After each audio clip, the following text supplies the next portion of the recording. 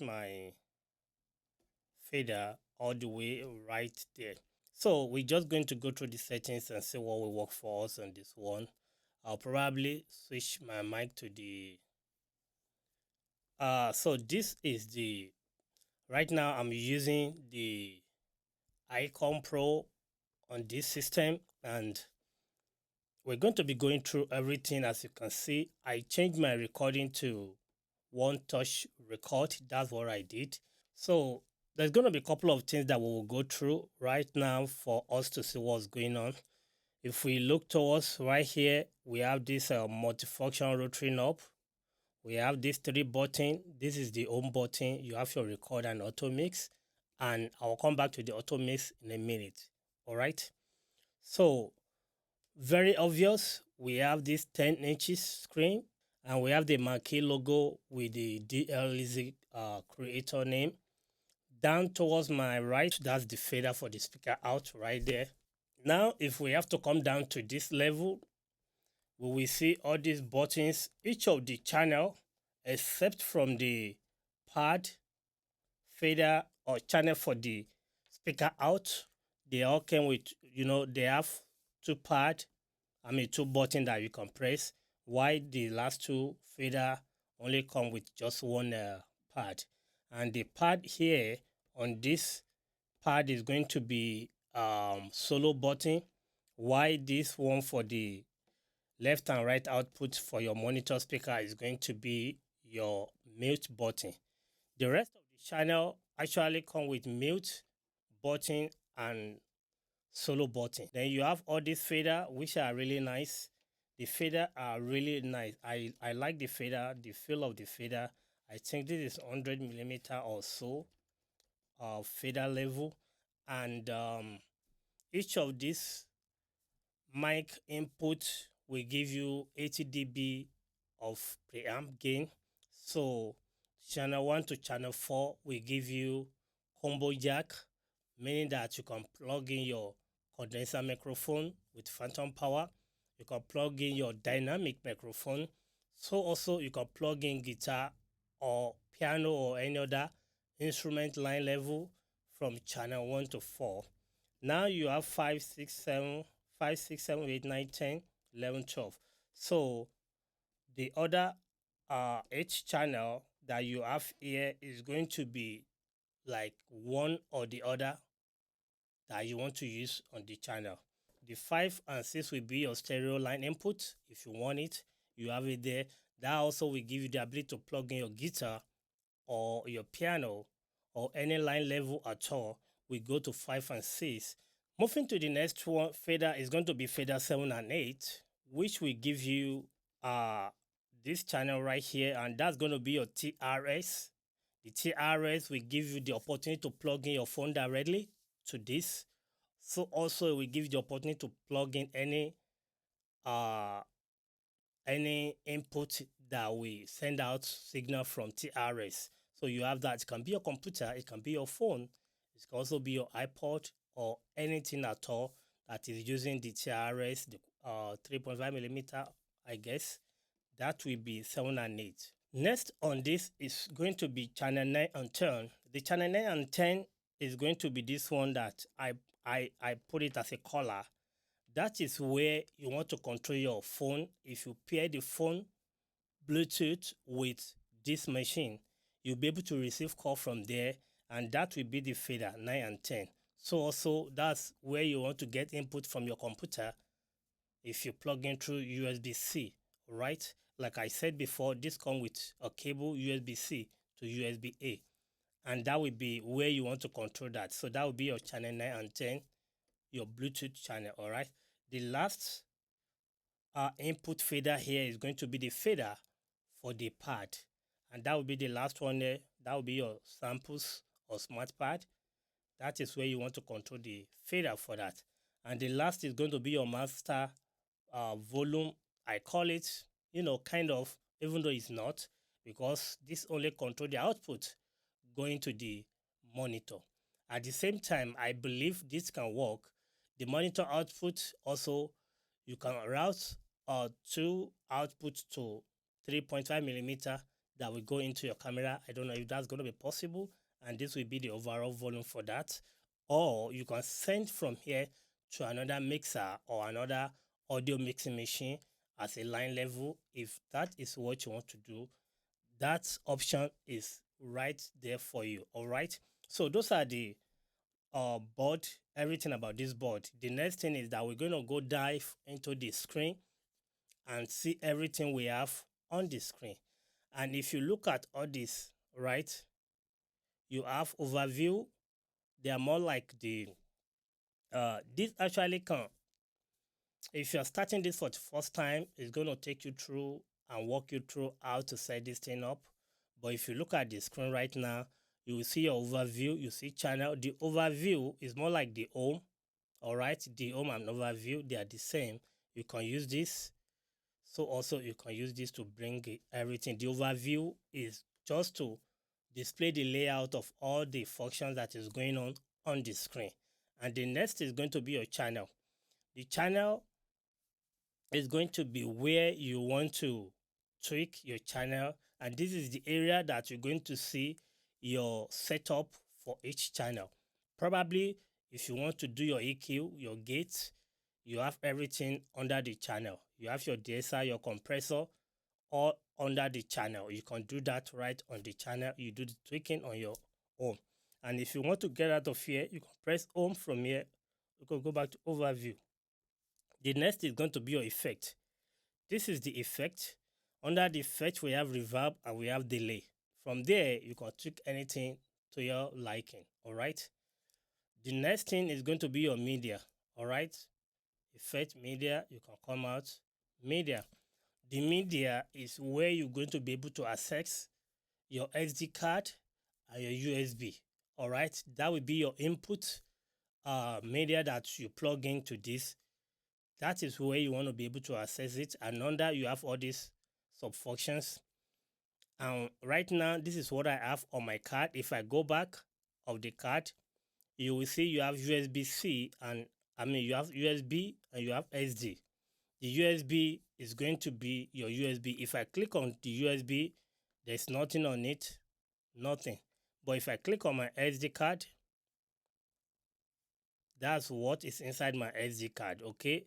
To get out of it, you use this back arrow, and that's how you get back from that. And you can come back home. So that's where you access your SD card. Probably because I'm recording now, there's some functions that I will not be able to access just because I'm recording. But let's move on to the next one. That's going to be the snapshot. All your snapshot is where you're going to see under the snapshot. You have folder for the snapshot and you have this device which actually indicates my SD card. That is if you want to rename your snapshot, you find everything under the snapshot. The next is going to be the sample. The sample is going to be your pad. You have 4 bank samples on this one. You have bank A, bank B, C, and bank D.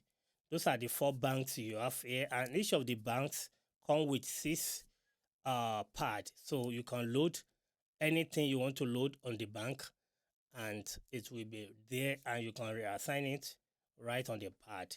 All right. So coming out of that, sample is the last. The next on here is going to be your settings, and the settings is where you're going to see more settings about this system. And under the settings, we have sub menu, which we have system. Under that system, we have your control, and this is where you will be able to change your control mode. This system comes with 3 modes.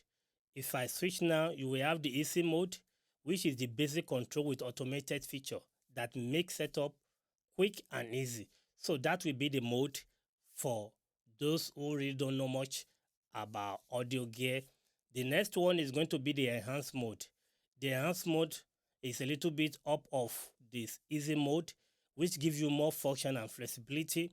And the last is going to be the pro mode that will give you more features that you'll be able to tweak to your liking, most especially the compressor, DSR, and everything. That is the mode that you'll be able to access all those things, and you can set it to your liking. But the easy mode, the system do everything for you, and the system did a very good job. that you'll be happy with the settings. You have your back button, the next, and the one at the middle is the setup assistance. I always like the setup assistance to be on anytime I'm setting the mic on. The setup assistance is going to walk you through everything that you miss, no step. All right. So getting out of that mode, you have your Bluetooth and disk mode under the settings, and this is your Bluetooth. My Bluetooth is on now, so you can see it's green, it's enabled. The status is paired with iPhone. You can unpair it if you want to. That's the Bluetooth section. The next section is going to be your SD card. This is my SD card. The capacity is 14.9 gigabytes. Available space is 14.2 gigabytes. If you want to format, you can format that right now, but you can't do that because it's grayed out or because I'm doing my recording, so I cannot access the format. But just be aware, if you are putting SD card on this machine for the first time, I advise that you format the SD card, or else it's going to tell you that it's unreadable. So be sure you come to this Bluetooth and disk and format the SD card first, so that the machine will be able to set the card to the format that it can record on. The next, which is the last, is going to be your USB drive. If I have USB drive, this will enable, you can format your USB drive also. Use USB drive not formatted. If it's there, you will see it. So that is the second sub menu. The next sub menu is going to be your recording and your routing. So under the recording and routing, we have recording in progress right now, computer USB, disk recording, disk destination. Right now is going to be my USB-C. So under the recording and routing is where you'll be able to do multi-track recording, and that is going to be plus the left and right channel 13 to 14. All right, that's where you'll be able to do that. And you have multi-track plus stereo also on this recording. You have USB drive. So under this, that is where you'll be able to choose if you're using micro SD card or USB-C. You just have everything there. So just be aware that your multi-track recording is right there, and you have to enable it if you want multi-track recording. If you do not enable it, you will only have the stereo output of all the channels together in one record. All right. The next to this is another section that contains four functions. We have bypass processing, we have post fader, auto docking, and one tap record. Like I said before, I already switched on my one tap recording and I switched off my auto docking. And I'm going to come back to that auto docking when I'm making my comment about this machine. All right, we'll come back to that auto docking. But right now, I switch my one tap recording on. If not, you will have to tap this twice or tap to hold for you to start your recording. And the last under the settings menu is going to be about. The about is just going to give you the name of the machine and or some numbers and the firmware that you are running. And under this one, you can switch the machine to a demo mode and work your way around it. All right, we go back home. We come back to the overview screen.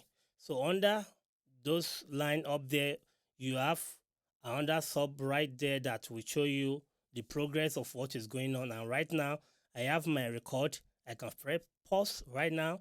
I can press to stop.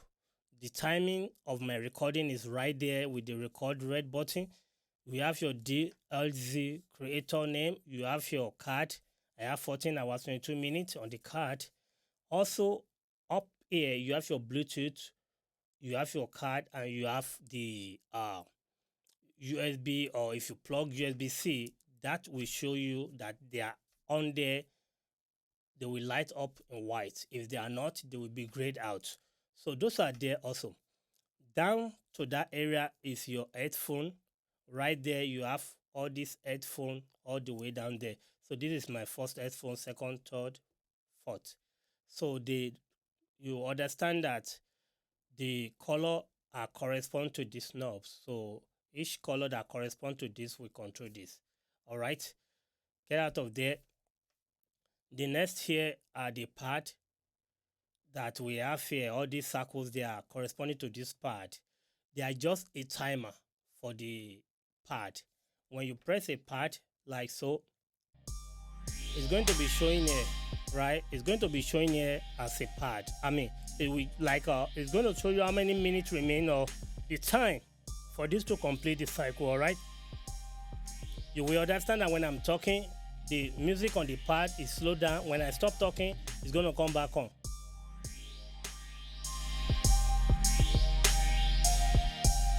If I start talking again, it's going to reduce in volume. Why that is so is the auto docking that I showed you the other time right here on the recording. This auto docking, that is what is responsible for bringing the other channel down while I'm talking, and when I stop talking, it will bring them back up. All right. So that is all about that. On that one, they just give you, and the last one is going to give you bank switching. This is where you switch your bank, okay? And under here is where you do your channel selection. Any channel you want to work with, you have to first select that channel, and you go on the board and work whatever you want to work on it. So now we come back to the auto mix. This is home they record the standard. The auto mix is a killer feature on this machine, and if you're a podcaster, also means will be your friend. I believe most people will understand that if you're doing a podcast with more than one guest, if you have 3, 4, 5 guests that are using microphone at the same time, there's going to be a lot of mic bleed. You can try and use your gate to do that. If you use the gate aggressively, it's going to cut out the beginning and the ending of your statement. And if you use it too lightly, it will still allow other mic to bleed in. So that's why in this case, gate is not going to work as much as the auto mix. So the auto mix, when you enable it, you have all these functions. You have the channel 1 is going to be automatically assigned to the host, and I'll put myself to high priority, and the rest of the microphone I'm going to put to medium or low priority. So this way you will have a clean record with the auto mix. So for me, it's a killer feature that we liking all other recording console that we have in the market right now. So those are everything about this machine. Let's look at what we have at the back. So this is what we have at the back. We have 4 combo jack at the back. From there, which means that will take your microphone XLR input, either condenser or dynamic or guitar or any other line level instrument. The next one is going to be your 1/4 inch input. That will be for line level also. The next one is going to be output for the monitor. The next one is going to be 4 headphone output. So this machine comes with 4 headphone output individual. And the next is going to be your you have your input for your phone or for your computer or anything you want to plug in there. Also, you have computer plug-in with the USB-C. You have internet input for firmware update if you want to do that. But I don't know if that is actually going to work, because I still don't know how that will work for the firmware update. If you're doing the firmware update, you still have to go on their website, copy it on SD card, and bring it back to the machine. I don't know if the firmware update can be done while plug this thing to the internet, because I have this plug to the internet and I don't see any way I can do the firmware update except you still go on the website and get the firmware. And my recommendation to you is that if you are buying this machine, please do try to bring the machine up to date, okay, by downloading the firmware. It's very easy, very straightforward to do. Download the firmware, bring it on the machine, and make sure you have the latest firmware on it.